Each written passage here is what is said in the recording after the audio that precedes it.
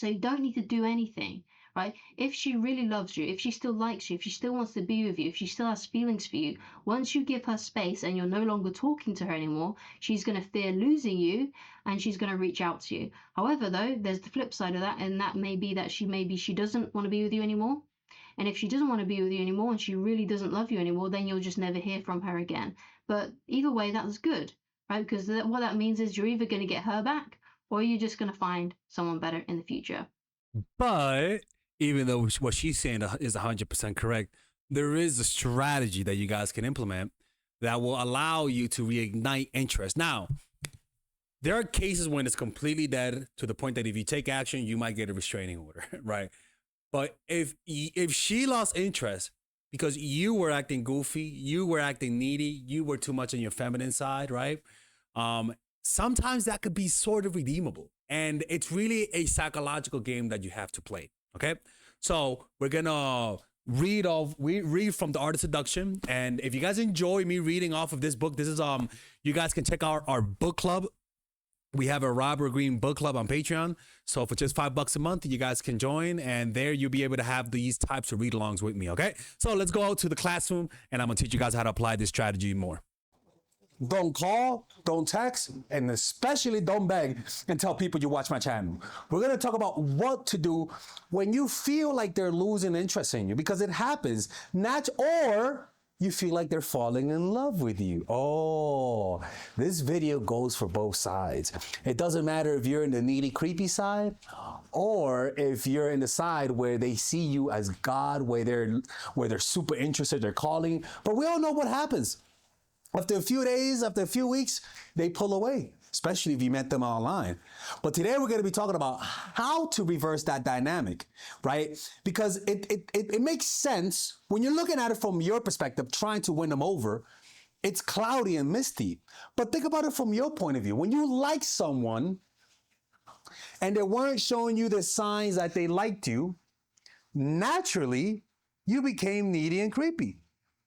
Naturally, you actually did what you wouldn't expect. You became the chaser when you weren't getting the signals from them.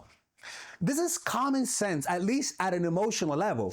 But rationally, when we're thinking about how to make somebody like us, or when we're thinking about how to recover someone that we lost, we don't think that. We think emotionally.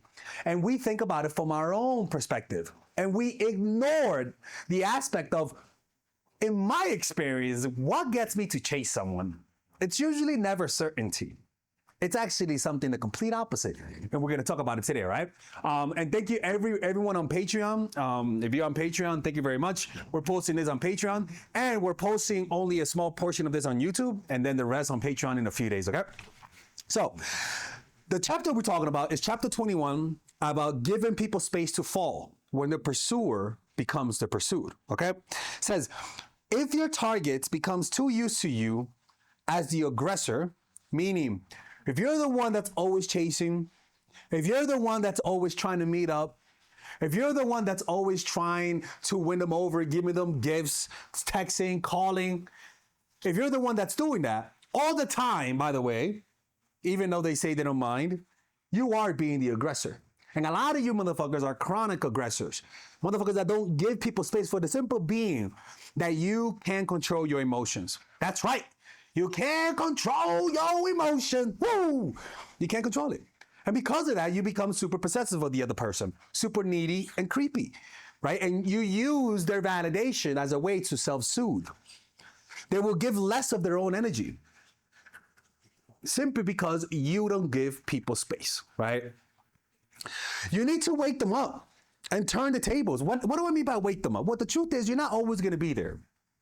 And you got to wake them up to that reality, because humans are always afraid of the end. Or better yet, humans underestimate how fast things end. And so you got to wake them up from that natural human slumber and let them know that you're not always going to be there. Just that. Just communicating that a little bit. It's enough to wake people up. The problem is that we give people delusions, similar to the delusion we all have of death itself.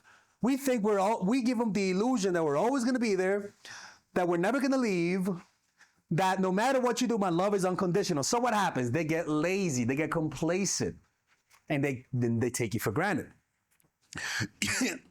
Once they are under your spell, which usually within the first 2 or 3 months, take a step back and they will start to come after you. Or if you push them away because of your needy, creepy ways, take a step back.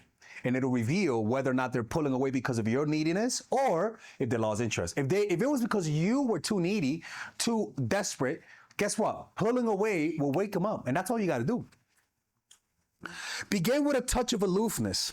It's not something like you're like, I don't like you. No. When you sit next to them, now you don't sit touching each other. Now you sit like an inch away from them. Those are the little things. Honestly, I just want you to notice when you started pulling away from someone, what did you do? Subtly, at least, right? For example, it was that you weren't cuddling, or if you did, you were cuddling, but you weren't holding them tight enough. Those are the little things that only someone who really cares will notice the difference. Right? Or maybe that you're extra late now. Maybe you talk to them, but your voice is more monotone. It's almost like you're bored, like a bored teenager with his family that he hates. Begin with a touch of aloofness. An unexpected non-appearance.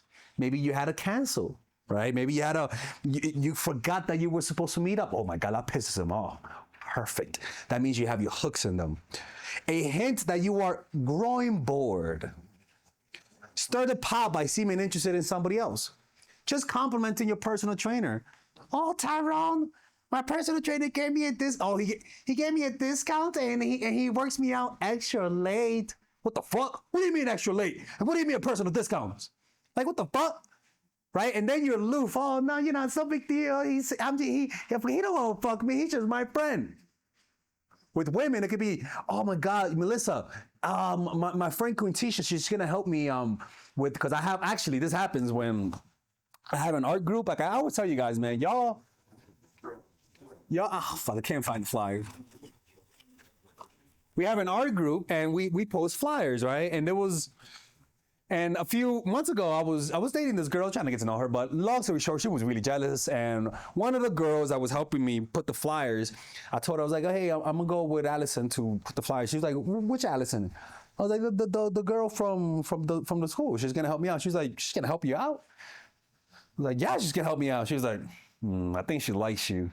And I'm like, no, she doesn't. She's just a friend. She just wants to help me out, all right? She didn't like me, honestly. She was just a friend. But that girl, Allison told me that she went and saw that she was looking at her stories. And then she got another message from a random side profile, and most likely it was her. And it was all because I told her my friend was helping me.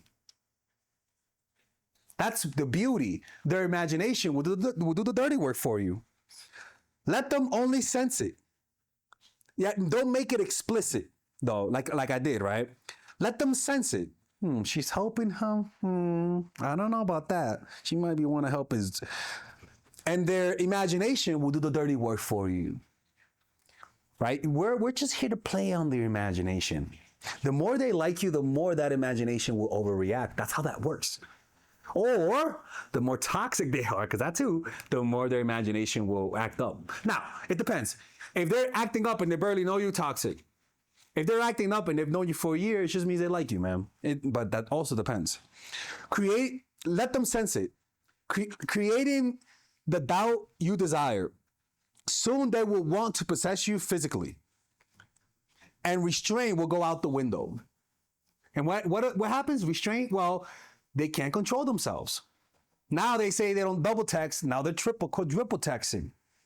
Right? And now they're talking to their friends. They're like, I'm going crazy over this person, man. Like they're making me break all of my rules. What the fuck is going on, right? What the fuck is going on? I think this is good right here. Right? And so that's what the goal is, for them to lose restraint. Because it means you're getting the hooks in them. It means they're liking you now. It means that they're losing their willpower. They're surrendering to you. Now their mind belongs to you. The goal is to have them fall into your arms on their own will. Create the illusion that the seducer is being seduced, right? But to do this, you got to have a period of you showing interest. That's the key, right? You got to be like showing effort, right? Not effort, but it's got to be equal. But the point is that you got to be putting effort. And then there comes a moment when you literally stop. You stop slowly, but then, for example, maybe you're late on a date, right? Okay, whatever. You apologize. And then the next time you go to the date, but then the next time after that, you don't even show up. You apologize. You say, I'm so sorry. I thought it was the day before. I smoked weed. That shit happens. And then they're no big deal, right? You give them a gift. You make them happy. And then the next day, you don't text them. They're like, what the fuck is going on? They told me they like me. Like, what the fuck? Right? And so that confusion, you got to think about it from their point of view. They're obsessing now. You're ruining their day. You're causing pain. But as soon as you text and call them, you apologize. And you say, baby, I'm sorry. And now they can't get mad at you. Or better yet, they can't stay mad. Oh, that's how you know you're controlling them. You gotta be very careful with that because they're giving you that power. If you abuse that power, tell what happened to shit. The problem is that too many people fuck with people nowadays and they don't know who the fuck they're fucking with. That's the problem. So there's too many crazy people. So if you do this with someone, you got to be careful who you're doing it with. So even if you're sensing that they like you or that they're falling in love with you, that's the moment to stop calling, texting, and begging and to pull away. When you're sensing that they're pulling away, that is the moment to do that too. All right, let's keep reading. All right, if you guys enjoyed that video, subscribe to our Patreon, and there you will get more read-alongs where Papa Alex, reads to you. Yeah, that's right. Not Father Alex, but Papa Alex. And you could join the Patreon and the Robert Greene Book Club, and you could enjoy more content like this. See you guys inside.